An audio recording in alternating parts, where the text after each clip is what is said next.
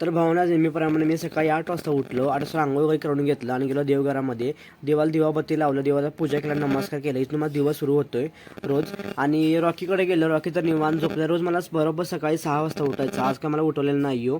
रोज म्याव म्याव करायचा. जर पेडिग्री घेतलं आणि तो शांत बसला आणि नेहमीप्रमाणे चहा बिस्किट घेतलं आणि निघालो मी ऑफिससाठी.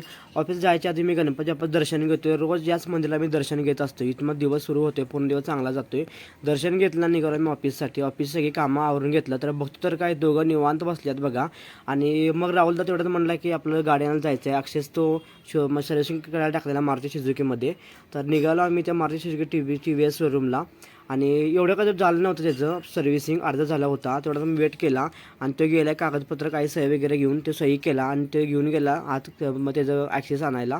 आणि तेवढ्यामध्ये मग घरी आल्या बहीण म्हणली की त्याला तब्येत बिघडलं होतं आणि ते ताप राहिला होता. त्याला घेऊन गेलो मी दवाखान्यामध्ये. ते दवाखान्यात त्याला उपचार वगैरे केलं आणि औषध वगैरे लिहून दिलं. तिथनं घरी येताना मला मित्र भेटला आणि मित्र मला बघा असं माझा द्यायला लागला प्यायला. जबरदस्ती दिला तो प्यायला आणि तो थोडा वेळ इथं बसला आणि ह्यो बघा ह्यो पण घेतला आणि तो बसलाय मोबाईल बघत. आणि तिथनं त्यातच आमचा वेळ गेला, अर्धा तास इथंच वेळ गेला आमचा. मग घरी आल्यावर माझा पाय पण थंडीने पूर्ण फुटला होता खालचा. आणि त्याला बुबरण तेल वगैरे लावून वगैरे घेतलं.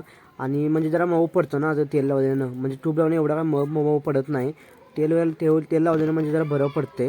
व्हिडिओ आवडल्यास भाऊ नक्की लाईक, फॉलो आणि शेअर करायला विसरू नका. असे नवीन व्हिडिओ पाहण्यासाठी आपल्या